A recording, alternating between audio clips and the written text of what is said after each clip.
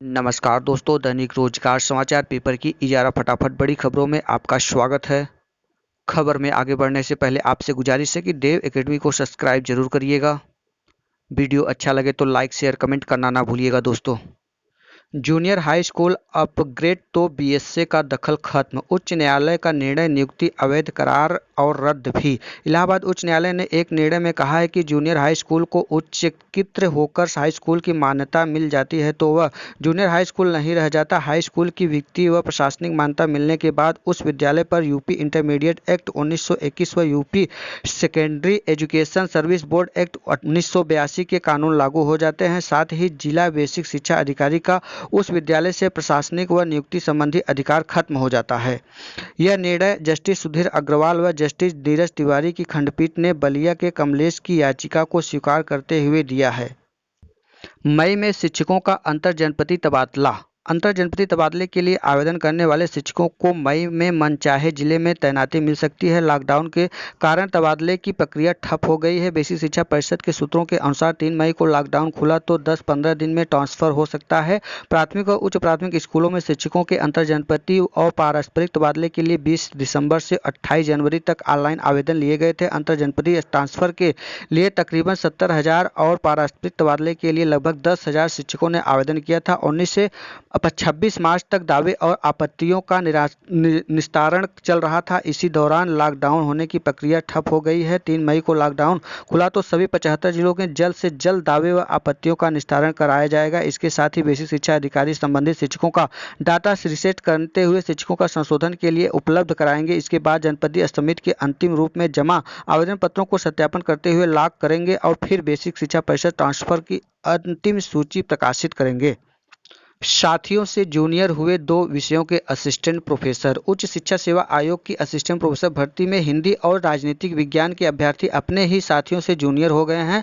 Lockdown के कारण इन 2 विषयों के लिए चयनित 287 अभ्यर्थियों की सहायता प्राप्त डिग्री कॉलेजों में रिक्त पदों पर तैनाती के लिए होने वाली काउंसलिंग रुक गई है। असिस्टेंट प्रोफेसर भर्ती 35 विषयों में के 1150 पदों थे और 31 विषयों की काउंसलिंग हो चुकी है। 2 विषयों समाजशास्त्र और शिक्षा शास्त्र का परिणाम अभी घोषित नहीं हो सका है। हिंदी 166 और राजनीतिक विज्ञान 121 असिस्टेंट प्रोफेसर पदों के चयनित अभ्यर्थियों के मोबाइल नंबर का सत्यापन तो हुआ, पर लॉकडाउन की वजह से काउंसलिंग की आगे नहीं प्रक्रिया बढ़ सकी। स्पष्ट है कि इस भर्ती में शामिल 31 विषयों में जो चयनित असिस्टेंट प्रोफेसर काउंसलिंग के बाद डिग्री कॉलेजों में कार्यभार ग्रहण कर चुके हैं, उनकी तुलना में इन दोनों विषयों के अभ्यर्थी जूनियरों हो जाएंगे और जबकि सभी ने आवेदन एक साथ ही किया था। पॉलिटेक्निक में प्रवेश के लिए आवेदन 11 मई तक। पॉलिटेक्निक प्रवेश परीक्षा के लिए आवेदन अब 11 मई तक किए जा सकेंगे। संयुक्त प्रवेश परीक्षा परिषद के लॉकडाउन की वजह से आवेदन की अंतिम तारीख बढ़ा दी गई है। पहले अंतिम तारीख 20 अप्रैल थी। प्रवेश परीक्षा की तारीख भी बदलकर 14 से 15 जून तक कर दी गई है। सीबीएसई परीक्षाओं को लेकर असमंजस। केंद्रीय माध्यमिक शिक्षा बोर्ड की ओर से 10वीं और 12वीं की बची परीक्षाओं को लेकर कोई निर्णय नहीं होने से छात्रों को चिंता बढ़ती जा रही है। कोरोना संकट के कारण 18 मार्च के बाद की सभी परीक्षाएं स्थगित कर दी गई हैं। लाखों परीक्षार्थी असमंजस में हैं कि बोर्ड की बचे विषयों की परीक्षा लेगा या नहीं। वित्त विहीन शिक्षकों को लॉकडाउन अवधि का वेतन दे सरकार। प्रदेश में वित्तहीन माध्यमिक विद्यालयों में काम कर रहे शिक्षकों की हालत लॉकडाउन के खराब कर दिया है। बहुत कम मानदेय पर पढ़ा रहे ऐसे शिक्षकों के लिए लॉकडाउन के दौरान अपना खर्च चलाना बहुत मुश्किल हो रहा है। माध्यमिक शिक्षक संघ ने मुख्यमंत्री से शिक्षक की आर्थिक मदद करने की मांग की है। निजी स्कूल फीस न बढ़ाएं निशंक। केंद्रीय मानव संसाधन विकास मंत्री रमेश पोखरियाल निशंक ने कोरोना महामारी के दौरान स्कूलों द्वारा फीस बढ़ाने या 3 महीने की फीस एक साथ न लिए जाने की अपील की है। निशंक ने ट्वीट करके कहा है कि कई अभिभावकों द्वारा मेरे संज्ञान में यह बात लाई गई है कि इस संकट के समय में भी कई स्कूल सालाना फीस में वृद्धि और 3 महीने के फीस एक साथ ले रहे हैं। इन्होंने कहा है कि सभी स्कूलों से निवेदन है कि लॉकडाउन के इस दौर में वे अपने इस फैसले पर सहानुभूतिपूर्वक विचार करें।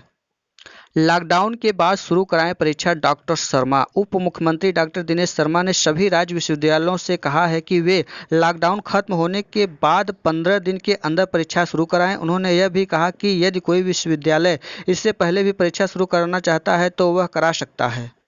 सीबीएसई ने भी बोला कि स्कूल मनमानी नहीं कर सकते। केंद्रीय माध्यमिक शिक्षा बोर्ड के सचिव अनुराग त्रिपाठी ने सभी राज्यों को पत्र लिखकर कहा कि स्कूल प्रबंधन फीस के नाम मनमानी नहीं कर सकते हैं। वे एक साथ 3 या 6 महीने की फीस, ट्रांसपोर्ट फीस व फीस बढ़ोतरी नहीं कर सकते। कोई स्कूल नियमों का उल्लंघन करता है तो उसके खिलाफ कार्रवाई की जाएगी। डॉक्टर दिनेश शर्मा का कहना है कि मूल्यांकन केंद्र की संख्या बढ़नी चाहिए। उप मुख्यमंत्री डॉक्टर दिनेश शर्मा ने लॉकडाउन खत्म होने की 15 दिन में विश्वविद्यालय व डिग्री कॉलेजों के स्नातक व प्रस्नातक कोर्स के विद्यालय की छुट्टी परीक्षाएं कराने के निर्देश दिए हैं। उन्होंने कहा है कि कोई विश्वविद्यालय इसके पहले भी परीक्षा कराए तो कर सकता है।